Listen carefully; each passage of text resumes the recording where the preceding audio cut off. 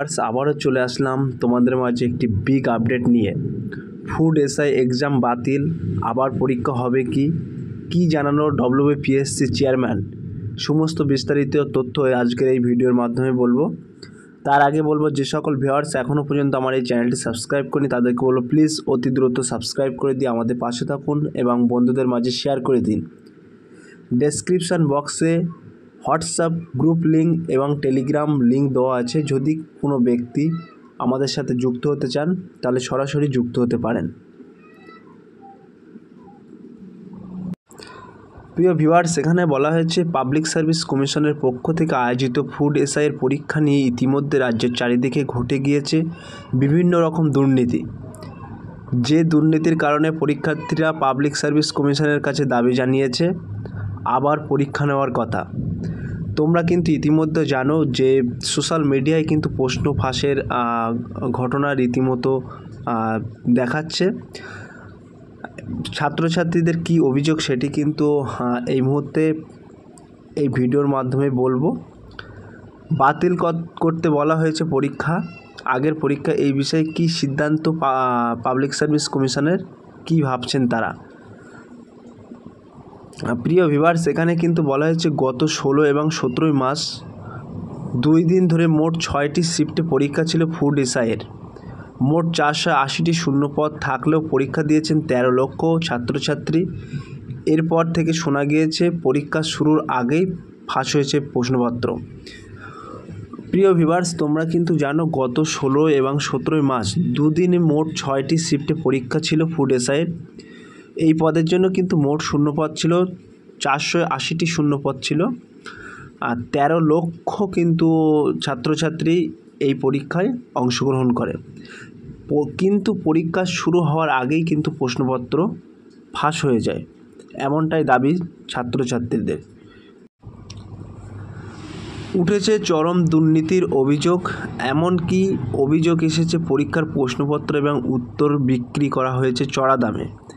এই ঘটনাকে কেন্দ্র করে ইতিমধ্যে পাবলিক সার্ভিস কমিশনের গেটের সামনে অভিযানের ডাক দেওয়া হয়েছিল 19 এবং 20 মাস। আজ 20 মার্চ অভিযানের দ্বিতীয় দিনের ফলাফল অনুযায়ী জানা যাচ্ছে পাবলিক সার্ভিস কমিশনের থেকে স্বীকার করে নেওয়া হয়েছে দুর্নীতির কথা।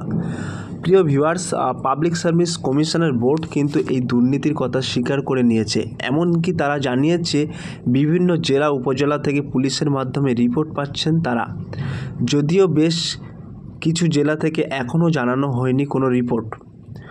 প্রিয় ভিউয়ার্স, পাবলিক সার্ভিস কমিশন কিন্তু এই দুর্নীতির কথা ইতিমধ্যে স্বীকার করে নিয়েছে এবং বিভিন্ন জেলা এবং উপজেলা থেকে কিন্তু পুলিশের মাধ্যমে রিপোর্ট পাচ্ছেন তারা, যদিও বেশ কিছু জেলা থেকে এখনও জানানো হয়নি কোনো রিপোর্ট। সব জেলা থেকে রিপোর্ট পেলে তবে পাবলিক সার্ভিস কমিশন একটি মিটিং এর আয়োজন করবেন, যে মিটিংয়ের উপর ভিত্তি করে সিদ্ধান্ত নেওয়া হবে আগামী দিনে আরও একবার পরীক্ষার ব্যবস্থা করা হবে কি না। প্রিয় ভিউয়ার্স, এখানে কিন্তু অলরেডি বলে দিয়েছে পাবলিক সার্ভিস কমিশনের বোর্ড, সব জেলা থেকে রিপোর্ট পেলে তবে পাবলিক সার্ভিস কমিশনে একটি মিটিংয়ের কিন্তু আয়োজন করবে, যে মিটিংয়ের ওপরেই কিন্তু ভিত্তি করে সিদ্ধান্ত নেওয়া হবে আগামী দিনে তোমাদেরকে আর একবার পরীক্ষার ব্যবস্থা করা হবে কি না। পাবলিক সার্ভিস কমিশনের পক্ষ থেকে জানানো হয়েছে এরপর যদি পরীক্ষা নেওয়া হয় তাহলে তারা চেষ্টা করবেন পরীক্ষার সব কেন্দ্র কলকাতার মধ্যে রাখতে। এর ফলে পাবলিক সার্ভিস কমিশনের পক্ষ থেকে সুবিধা হবে পরীক্ষার্থীদের নিয়ন্ত্রণ করা। প্রিয় viewers, public service commission board কিন্তু সিদ্ধান্ত নিয়েছে যদি এরপরে পরীক্ষা হয় তাহলে কিন্তু তারা চেষ্টা করবে সব সেন্টার অর্থাৎ সব কেন্দ্র কিন্তু কলকাতার মধ্যে নিয়ন্ত্রণ করার জন্য কিন্তু রাখা হবে।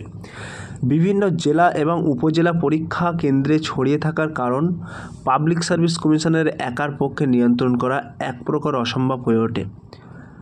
ভবিষ্যতে আদৌ পরীক্ষা নেওয়া হবে কিনা সে বিষয়ে খতিয়ে দেখবে পাবলিক সার্ভিস কমিশন, এমনটাই আশ্বাস দেওয়া হয়েছে।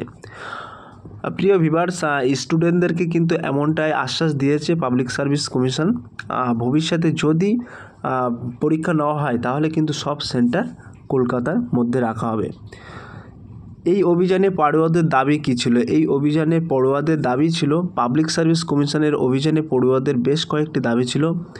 প্রথমত পড়ুয়ারা চেয়েছিলেন যাতে আগামী 6 মাসের মধ্যে নতুন করে পরীক্ষা নেওয়া হয় এবং বাতিল করা হয় পুরনো পরীক্ষা। প্রিয় ভিউয়ার্স, সেখানে সরাসরি দেখতে পাচ্ছেন পড়ুয়াদের দাবি কিন্তু ছিল এই পরীক্ষাটি বাতিল করে আগামী দিনে পুনরায় আবার যেন পরীক্ষা নেওয়া হয়। এর পাশাপাশি প্রশ্নপত্রের এবং ওএমআর শিটের কার্বন কপি যাতে পরীক্ষার্থীদের হাতে তুলে দেওয়া হয় সেই দাবি জানিয়েছিলেন তারা। এর পাশাপাশি তাদের দাবি ছিল যাতে একদিনের মধ্যে সম্পূর্ণ পরীক্ষা সম্পূর্ণ করা হয়। প্রিয় ভিউয়ার্স, এখানে কিন্তু পড়ুয়াদের দাবি প্রশ্নপত্রের যে ওএমআর শিট থাকে ওই ওএমআর শিটের কিন্তু একটি কার্বন কপি থাকে, সেই কার্বন কপিটি পরীক্ষার্থীদের হাতে তুলে দেওয়ার জন্য বলা হয়েছে, অর্থাৎ দাবি জানানো হয়েছে। তার পাশাপাশি কিন্তু বলা হয়েছে এই ফুড এসআই অর্থাৎ ফুড সাব ইন্সপেক্টর এই পরীক্ষাটা একদিনের মধ্যে সম্পূর্ণ করার জন্য তারা দাবি তুলেছে। পাবলিক সার্ভিস কমিশন কি ভাবছে এটা নিয়ে? পাবলিক সার্ভিস কমিশন ভাবছে সব জেলা থেকে রিপোর্ট পেলে মিটিংয়ে বসবে। মিটিংয়ে বসে কিন্তু তারা সিদ্ধান্ত করবে আগামী দিনে পুনরায় এই পরীক্ষাটি করা যায় কি না।